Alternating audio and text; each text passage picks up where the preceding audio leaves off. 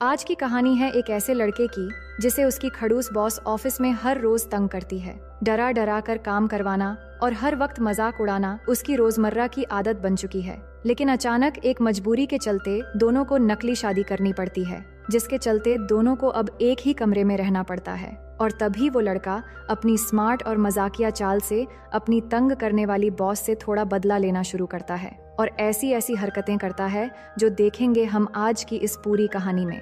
Hello दोस्तों, मेरा नाम है इशिता और कहानी की शुरुआत होती है मार्गरेट नाम की एक खूबसूरत स्मार्ट लड़की से, जो एक बुक पब्लिशिंग कंपनी में एडिटर है। इसके बाद हमें कहानी के दूसरे मेन कैरेक्टर एंड्रू को दिखाया जाता है, जो उसी कंपनी में मार्गरेट का असिस्टेंट है और आज बेचारा उठने में थोड़ा लेट हो जाता है, इसलिए वो हड़बड़ाते हुए जल्दी जल्दी ऑफिस के लिए निकलता है और हर रोज की तरह कॉफी शॉप से कॉफी लेकर दौड़ते दौड़ते ऑफिस पहुंचता है। लेकिन अचानक एक एम्प्लॉय से टकराने से कॉफी गिरकर उसकी शर्ट खराब हो जाती है। उधर मार्गरेट अभी तक रास्ते में थी तो एंड्रू जल्दी से अपनी शर्ट एक दूसरे एम्प्लॉय के साथ एक्सचेंज कर लेता है, क्योंकि मार्गरेट कोई भी गड़बड़ी पसंद नहीं करती। ऑफिस में एक अजीब रूल चलता था जिसमें मार्गरेट के अंदर आते ही फर्स्ट पर्सन तुरंत सबको मैसेज भेजता था कि चुड़ैल आ गई है, और फौरन सब लोग डर के मारे काम पे लग जाते थे, क्योंकि मार्गरेट काफी स्ट्रिक्ट थी और उसके सामने कुछ भी उल्टा सीधा नहीं चलता था, जिसके चलते सब उसके पीठ पीछे उसे खड़ूस बुलाते हैं। केबिन में पहुंचते ही एंड्रू मार्गरेट को कॉफी देता है और आज का टू डू लिस्ट याद दिलाता है ताकि मैडम का विच मोड ऑन न हो जाए। मार्गरेट चाहती थी कि एक आर्टिस्ट उनकी कंपनी के लिए बुक लिखे। वो आर्टिस्ट पहले तो मना कर देता है, लेकिन ऑफिस आते वक्त उसने आर्टिस्ट को कॉल करके मना लिया था। इसके बाद वो अपने कॉफी कप पर एंड्रू का नाम लिखा हुआ देखकर पूछती है कि मेरी कॉफी का क्या हुआ। एंड्रू घबराकर सच बोल देता है कि आपकी कॉफी गिर गई थी। मार्गरेट और सवाल किए बिना थोड़ा कॉफी पीकर देखती है। एंड्रू भी बिल्कुल उसी की तरह बिना शुगर के कॉफी पीता है। असल में बाकी एम्प्लॉइज की तरह एंड्रू भी उससे डरता है, इसलिए उसने मार्गरेट की तरह कॉफी पीने की आदत बना लिया था। इसके बाद वो दोनों एक एम्प्लॉय के केबिन में जाते हैं, जहाँ के एम्प्लॉय को उस बुक लिखने वाले आर्टिस्ट को बात मनवाने का काम दिया गया था। अब क्योंकि ये काम अब मार्गरेट खुद कर चुकी थी, इसलिए वो उसे बातें सुनाने लगती है और बातचीत से पता चलता है कि इस एम्प्लॉय ने आर्टिस्ट को एक कॉल भी नहीं किया था, तो मार्गरेट उसे ठीक से काम न करने के लिए जॉब से निकाल देती है। वो एम्प्लॉय गुस्से में बाहर आता है और सबके सामने मार्गरेट को खूब बातें सुनाता है। वो चिल्लाता है कि तुम एक मॉन्स्टर हो और अपना फ्रस्ट्रेशन दूसरों पर निकालती हो। मार्गरेट ज्यादा जवाब नहीं देती, बस उसे दफा होने के लिए कह देती है। इसके बाद वो एंड्रू से कहती है कि तुम्हें वीकेंड पर भी काम करना पड़ेगा, क्योंकि इस एम्प्लॉय के सारे काम अब हम दोनों को देखने पड़ेंगे। पर एंड्रू इसी वीकेंड घर जाकर अपनी फैमिली के साथ अपनी ग्रैंड मदर का 90वां जन्मदिन मनाने वाला था, पर अब सब कुछ कैंसिल करना पड़ेगा। इसके बाद मार्गरेट को उसके बॉस बुलाकर कहते हैं कि इमिग्रेशन ऑफिसर का फोन आया था और वो तुमसे कुछ सवाल पूछना चाहते हैं। दरअसल मार्गरेट कनाडा से बिलोंग करती है और यहाँ अमेरिका में जॉब करती है। अब वो काम में इतनी बिजी थी कि उसे पता ही नहीं चला कि उसका वीजा कब का एक्सपायर्ड हो चुका है और अब इसी वजह से उसे डिपोर्टेशन का चार्ज लग सकता है। अब वो टेंशन में आ जाती है कि वो क्या करेगी। अगर वीजा हेरा फेरी में वो डिपोर्टेड हो जाती है तो इस जॉब से हाथ धो बैठेगी। तभी एंड्रू भी वहाँ आ जाता है, जिसे देखते ही मार्गरेट के दिमाग में एक खुराफाती आइडिया आता है। वो अचानक अपने बॉस से कहती है कि मैं और एंड्रू शादी कर रहे हैं। इतने दिनों से साथ काम करते करते हमें एक दूसरे से प्यार हो गया है। ये सुनकर एंड्रू भी चौंक जाता है, लेकिन बॉस के सामने कुछ बोल भी नहीं पाता और मजबूरी में हाँ से हाँ मिला लेता है। मगर मार्गरेट का बॉस उसकी चाल समझ चुका था। वो सिर्फ इतना कहता है कि इन सब चीजों को लीगल कर देना। मतलब मार्गरेट सोच रही थी कि वो अगर इसी कंट्री के किसी पर्सन से शादी कर लेगी तो उसकी वीजा वाली प्रॉब्लम खत्म हो जाएगी, लेकिन इस चक्कर में बेचारा एंड्रू बलि का बकरा बनने वाला था। अब ऑफिस में ये खबर फैल जाती है और सबको एंड्रू पर तरस आने लगता है, क्योंकि सब जानते थे कि मार्गरेट उसके लिए एक चुड़ैल जैसी है जो उस बेचारे के सारे खून पी जाएगी। अब एंड्रू उससे पूछता है कि तुम ये सब कर क्या रही हो। मार्गरेट जवाब देती है कि तुम्हारा सपना एक राइटर बनने का है।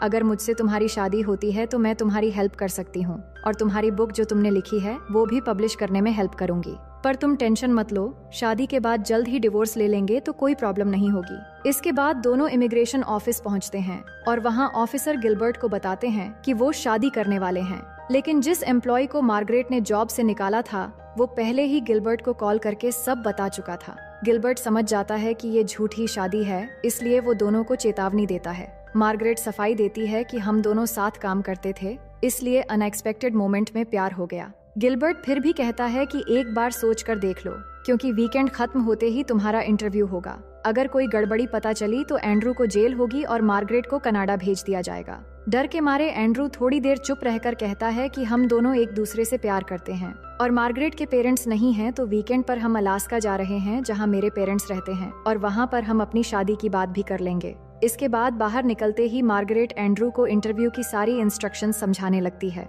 लेकिन एंड्रू कहता है कि मैं तुम्हारे लिए अपनी पूरी करियर को खतरे में डाल रहा हूँ। वादा करो कि वापस आने के बाद तुम मेरा प्रमोशन करोगी। मार्गरेट को मजबूरन उसकी सारी बातें माननी पड़ती हैं। तभी एंड्रू मौका देखकर डरते हुए कहता है कि मैडम, आपने तो शादी के लिए ऐसे पूछा जैसे वाईफाई का पासवर्ड पूछ रही हो। ठीक से घुटनों पर बैठकर प्रपोज करो ना। मार्गरेट थोड़ा शॉक होती है, पर उसे ऐसा ही करना पड़ता है। इसके बाद नेक्स्ट फ्लाइट से दोनों अलास्का के लिए निकल जाते हैं और वहां पहुंचते ही एयरपोर्ट पर एंड्रू के माँ और ग्रैंड माँ उनका स्वागत करने आती हैं।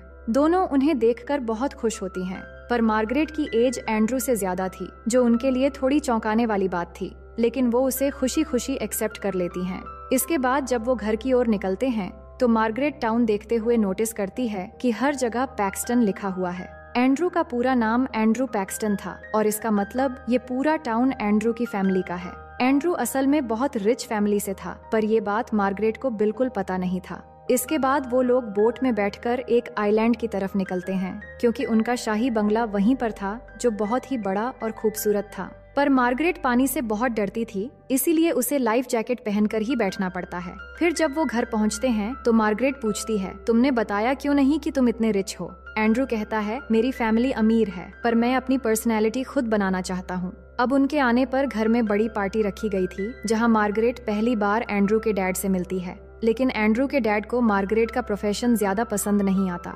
ऊपर से एंड्रू का सब कुछ छोड़कर अपना पैशन फॉलो करना और घर छोड़कर जाना, ये बात तो उनके दिल में आज तक चुभ रही थी। इसी वजह से बाप बेटे के बीच हमेशा नाराजगी रहती थी। फिर एंड्रू जब उनसे बात करने जाता है तो वो कहते हैं, तुम सिर्फ अपनी प्रमोशन के लिए अपने बॉस को क्यों डेट कर रहे हो? एंड्रू झट से बोलता है, ऐसा कुछ भी नहीं है, मैं सच में उससे प्यार करता हूँ। फिर हॉल में आकर एंड्रू सबको बता देता है कि वो और मार्गरेट जल्द ही शादी करने वाले हैं। एंड्रू की माँ और ग्रैंड माँ बहुत खुश होती हैं। एंड्रू की एक्स गर्लफ्रेंड भी आकर उनसे मिलती है और सब लोग जमा हो जाते हैं। वो दोनों से पूछते हैं, तुम दोनों आखिर मिले कहाँ थे और किसने प्रपोज किया था? अब दोनों के पास तो बताने के लिए कुछ नहीं था, फिर भी माहौल संभालते हुए दोनों एक झूठी स्टोरी सुना देते हैं। स्टोरी सुनकर सब लोग किस करो कहकर चीयर करने लगते हैं। दोनों के लिए ये काफी अजीब था, पर नाटक जारी रखने के लिए उन्हें सच में किस करना पड़ता है। लेकिन उस पल जो अचानक सी फीलिंग दोनों महसूस करते हैं, वो दोनों के लिए बिल्कुल नई और थोड़ी अजीब भी थी। इसके बाद एंड्रू की माँ उन्हें उनका कमरा दिखाती है और ग्रैंड माँ शरारती हंसी के साथ एक पुराना खानदानी कंबल पकड़ाते हुए बोली, इस कंबल का नाम है बेबी मेकर। इसे जिसने भी ओढ़ा है ना, अगले ही साल हमारे घर में एक नया मेंबर आ गया, तो संभल कर ओढ़ना बेटा। कंबल अपनी ड्यूटी बड़ी ईमानदारी से करता है। ये सुनते ही एंड्रू डरकर कंबल दूर फेंक देता है और उनके जाने के बाद अब बेचारे एंड्रू को अपने ही कमरे में नीचे सोना पड़ता है। मार्गरेट भी कंबल वाली बात को लेकर थोड़ी डरी हुई थी। अगली सुबह मार्गरेट को उस आर्टिस्ट का कॉल आता है, पर नेटवर्क सही से नहीं मिल रहा था, इसलिए वो बाहर चली जाती है। उसे देखकर एंड्रू का छोटा सा डॉग भी उसके पीछे पीछे निकल आता है। तभी ऊपर से एक ईगल आता है और सीधा डॉग को उठा लेता है। मार्गरेट अपना फोन ईगल पर फेंकती है, जिससे ईगल डॉग को छोड़ देता है, लेकिन ईगल फिर आकर उसका फोन उड़ा ले जाता है। वो फोन लेने के लिए ईगल के पीछे दौड़ने लगती है, जिसे देखकर घर से एंड्रू की माँ और ग्रैंड माँ हंसने लगती हैं। इसके बाद एंड्रू उसे देखकर बाहर आता है तो मार्गरेट कहती है, ईगल मेरा फोन ले गया। अब क्योंकि एंड्रू की फैमिली दोनों को देख रही थी, तो एंड्रू अचानक उसे गले से लगा लेता है और मौका मिलते ही ऑफिस में अपने ऊपर हुए जुल्म का छोटा सा हिसाब चुकता करने के लिए हल्की सी शरारत कर देता है। मार्गरेट कहती है, मौका पाकर ज्यादा मजे मत लो, वरना रात में तुम्हारी हीरोपंती को एरोप्लेन मोड पर डाल दूंगी। इसके बाद एंड्रू की अपने डैड से बात होती है। वो फिर वही बात दोहराते हैं कि उन्होंने इतना बड़ा बिजनेस एंड्रू के लिए बनाया था और एंड्रू उसे संभालना नहीं चाहता। एंड्रू कहता है, मैं अपना पैशन फॉलो कर रहा हूँ, और बात फिर से वही नाराजगी में बदल जाती है। उधर एंड्रू की ग्रैंड माँ मार्गरेट को शहर के एक स्ट्रीट क्लब में ले जाती है, जहाँ एक आदमी स्टेज पर डांस करते हुए उन्हें एंटरटेन करने लगता है। मार्गरेट को ये सब देखकर बहुत ही अजीब लगता है और वो बाहर चली आती है। तभी पीछे से एंड्रू की एक्स गर्लफ्रेंड आती है और कहती है, तुम बहुत लकी हो कि एंड्रू तुमसे प्यार करता है। मार्गरेट पूछती है, तुम दोनों का ब्रेकअप क्यों हुआ? वो कहती है, हम हाई स्कूल के टाइम से डेट कर रहे थे, लेकिन फिर एंड्रू न्यूयॉर्क जाकर अपना पैशन फॉलो करना चाहता था और साथ में मुझे भी ले जाना चाहता था, लेकिन मैंने मना कर दिया और 3 साल के गैप में ऐसे ही हम दोनों अलग हो गए। फिर घर लौटने के बाद एंड्रू को गुस्से में देखकर उसकी माँ तुरंत उसके डैड के पास जाकर कहती है, तुम्हारी वजह से एंड्रू 3 साल बाद घर लौटा है। अगर इस बार तुम्हारी वजह से कुछ हुआ तो मैं भी हमेशा के लिए तुमसे दूर चली जाऊंगी। मार्गरेट ये सब चुपके से सुनकर अपने कमरे में चली जाती है और शावर लेने लगती है, पर अचानक ध्यान आता है कि उसके पास तो टॉवल नहीं है। उधर एंड्रू हेडफोन लगाकर कमरे में आता है और शावर लेने के लिए तैयार होने लगता है। मार्गरेट कोई कमरे में नहीं होगा समझकर टॉवल लेने बाहर निकलती है, लेकिन डॉग उसका रास्ता रोकने लगता है। पर जैसे तैसे वो बाहर आती है, लेकिन तभी हड़बड़ी में वो फिसलकर सीधे एंड्रू पर जा गिरती है। दोनों बिल्कुल बिना तैयारी के थे। ये माहौल दोनों के लिए इतना अजीब और शर्मनाक था कि मार्गरेट कहती है, पहले अपने डॉग की देखभाल कर लो, उसी ने मुझे धक्का दिया था, वरना मैं तुम्हारे ऊपर ऐसे नहीं गिरती। इसके बाद रात के वक्त दोनों में बातें होने लगती हैं। तभी मार्गरेट एक गाना गुनगुनाती है और इसके बारे में एंड्रू से पूछती है। एंड्रू कहता है, मुझे ये गाना पता नहीं। तो मार्गरेट मुस्कुराकर कहती है कि ये एक बहुत फेमस बैंड का गाना है और वो पूरा गाना गा देती है। एंड्रू हंसकर कहता है, मुझे ये गाना पता था, मैं तो बस तुम्हारे मुंह से सुनना चाहता था। धीरे धीरे मार्गरेट अपने दिल की बातें बताने लगती है। वो कहती है कि जब वो 16 साल की थी तभी उसके मॉम डैड गुजर गए थे, जिसके बाद वो हमेशा अकेली रही। बाद में वो अपनी प्रोफेशनल लाइफ में इतना बिजी रहने लगी कि खुद के लिए भी वक्त नहीं निकाल सकी और ना ही आज तक किसी के साथ रिलेशन बनाई। एंड्रू ये सुनकर उसके लिए बहुत बुरा फील करता है। अगली सुबह एंड्रू की माँ उनके लिए ब्रेकफास्ट ले आकर दरवाजा नॉक करती है, इसलिए वो जल्दी जल्दी एक ही बेड में साथ होने का नाटक करने लगते हैं। माँ उन्हें ब्रेकफास्ट देने आती है तो उसके पीछे एंड्रू के डैड भी आते हैं और कहते हैं, अगर तुम दोनों शादी करने ही वाले हो तो इसी वीकेंड पर कर लो, ग्रैंड माँ को भी अच्छा लगेगा। पहले तो दोनों मना करते हैं, लेकिन तभी ग्रैंड माँ आकर कहती हैं, अगर मैं चल बसी तो तुम्हारी शादी नहीं देख पाऊंगी। और इस बात पर दोनों मना नहीं कर पाते और राजी हो जाते हैं। सबके चले जाने के बाद एंड्रू परेशान होने लगता है कि सबको सच का पता चल गया तो बहुत बुरा होगा।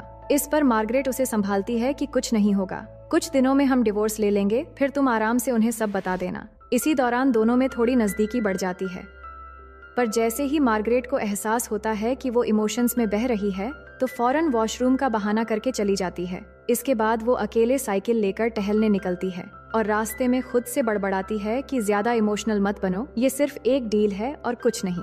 असल में वो न चाहते हुए भी धीरे धीरे इस परिवार को दिल से अपनाने लगी थी। फिर नेक्स्ट सीन में देखते हैं कि एंड्रू और मार्गरेट शॉपिंग करने निकलते हैं। वहाँ एक कैफे पर मार्गरेट अपना ईमेल चेक कर रही होती है, तभी उसकी नजर एंड्रू पर पड़ती है, जो बाहर अपनी एक्स गर्लफ्रेंड से मुस्कुराते हुए बात कर रहा होता है। थोड़ी देर बाद वो उससे पूछती है कि अपनी एक्स के बारे में तुम क्या सोचते हो। मार्गरेट असल में ये जानना चाहती थी कि क्या वो उसे अभी भी पसंद करता है, लेकिन एंड्रू कहता है कि अब वो उसे पसंद नहीं करता। इसके बाद एंड्रू की माँ और ग्रैंड माँ उन्हें रास्ते में मिल जाती है और वो मार्गरेट को उनकी एक खास शॉप में ले जाती हैं। वहाँ ग्रैंड माँ एक खूबसूरत और खानदानी वेडिंग ड्रेस निकालती हैं और कहती हैं, मैंने भी अपनी शादी में यही पहना था और मैं चाहती हूँ कि तुम्हारी शादी में भी तुम यही ड्रेस पहनो।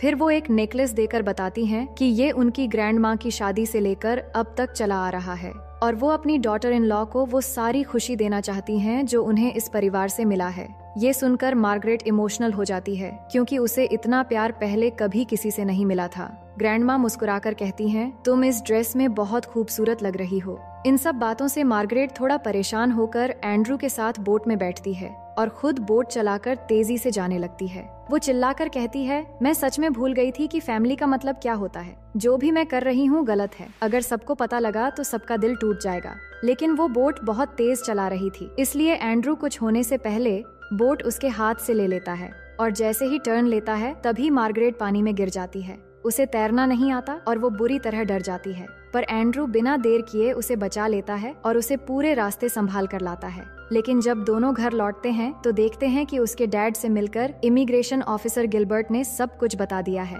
गिलबर्ट दोनों से कहता है, तुम दोनों अब भी सच बता दो तो ये मामला मैं यहीं पर संभाल लूंगा। पर एंड्रू गुस्से में कहता है कि सच्चाई हमने पहले ही बता दिया था कि हम एक दूसरे से प्यार करते हैं और अब अगली मुलाकात हमारी शादी में होगी। बाद में मार्गरेट पूछती है, तुम मेरे लिए ऐसा क्यों कर रहे हो? एंड्रू कहता है, अगर तुम मेरी जगह होती तो तुम भी यही करती। तभी ग्रैंड माँ आकर दोनों से कहती हैं, आज वेडिंग नाइट है, इसलिए आज तुम दोनों एक साथ नहीं सो सकते। मार्गरेट मेरे कमरे में रहेगी क्योंकि ये हमारी फैमिली ट्रेडिशन है। इसके बाद अगले दिन वेडिंग सेरेमनी शुरू होती है, जहां सब लोग मौजूद होते हैं। ग्रैंड माम मार्गरेट को लेकर स्टेज में आती हैं और शादी होने वाली होती है। लेकिन इस बीच मार्गरेट डिसाइड कर लेती है कि सबको धोखा देने से अच्छा इसी वक्त वो सब कुछ सच सच बता देगी। एंड्रू मना करता है, पर वो खुद को रोक नहीं पाती और सबके सामने बोल देती है कि ये शादी एक बिजनेस डील है। मैं अपने मतलब के लिए एंड्रू से शादी कर रही थी ताकि मेरी एक्सपायर्ड वीजा वाली प्रॉब्लम खत्म हो जाए। पर यहाँ आकर मुझे एहसास हुआ कि एक खुशहाल परिवार दुनिया की सभी कीमती चीजों से अनमोल होता है। इसलिए मैं आप सभी से माफी मांगते हुए अपनी मतलबी बिजनेस डील को यहीं पर खत्म करती हूँ। ये कहकर वो चली जाती है। सच्चाई सुनकर सब हैरान हो जाते हैं और एंड्रू उससे बात करने कमरे में जाता है। पर तब तक एक लेटर छोड़कर वो गिलबर्ट के साथ निकल चुकी थी। लेटर में लिखा था कि एंड्रू की लिखी बुक उसे बहुत अच्छी लगी, पर एक अच्छा असिस्टेंट होने की वजह से उसने उसकी बुक पब्लिश नहीं की थी। लेकिन अब कनाडा जाने से पहले वो उसकी बुक पब्लिश कर देगी। वो लिखती है, तुम बहुत अमेजिंग हो और तुम्हारा परिवार भी। बस अच्छी जिंदगी जीना और हमेशा खुश रहना। तभी एंड्रू को ढूंढते हुए उसकी एक्स वहाँ आती है तो एंड्रू गुस्से में कहता है, उसने मेरा जीना मुश्किल कर रखा है। मैं 3 साल तक उसका असिस्टेंट बनकर रहा, पर बदले में उसने मेरा सब कुछ बर्बाद कर दिया। एक्स कहती है कि सबको धोखा देने से पहले मार्गरेट ने सच्चाई बताने का फैसला किया और यही चीज साबित करती है कि वो तुमसे सच में प्यार करती है, इसलिए उसे ऐसे ही जाने मत दो। ये सुनकर एंड्रू उसे रोकने के लिए निकलने लगता है, लेकिन उसके डैड उसे रोकते हैं और दोनों में बहस शुरू हो जाती है। ये सब देखकर ग्रैंड माँ को हार्ट अटैक आ जाता है और सब लोग उन्हें तुरंत प्लेन से हॉस्पिटल ले जाने लगते हैं। रास्ते में वो कहती हैं कि तुम दोनों की सोच भले ही अलग हो, लेकिन आज मुझसे प्रॉमिस करो कि कभी भी एक दूसरे से नहीं लड़ोगे और हमेशा परिवार का हिस्सा बनकर साथ रहोगे। दोनों प्रॉमिस करते हैं तो अचानक वो उठकर बैठ जाती है और पता चलता है कि वो हार्ट अटैक का नाटक कर रही थी ताकि जल्दी से एयरपोर्ट पहुंच सके। फिर वो पायलट से कहती है कि हमें तुरंत एयरपोर्ट ले चलो, नहीं तो मेरी बहू चली जाएगी। लेकिन जब वो एयरपोर्ट पहुंचते हैं तो मार्गरेट की फ्लाइट जा चुकी होती है। सब लोग उदास हो जाते हैं, पर माँ कहती है कि मार्गरेट का इस तरह सच्चाई बताकर जाना मतलब वो एंड्रू से प्यार करती है, इसीलिए अब एंड्रू खुद जाकर उसे ले आएगा। इसके बाद मार्गरेट के ऑफिस का सीन देखते हैं, जहां वो अपना सामान पैक कर रही होती है। तभी एंड्रू वहां पहुंचता है और सबके सामने कहता है कि मैं 3 साल तक तुम्हारा असिस्टेंट बनकर रहा। उस वक्त मेरा मन करता था कि तुम्हारा गला दबाकर मार दूं, लेकिन अब मैं तुम्हें जानने लगा हूं और तुमसे बहुत प्यार करता हूं।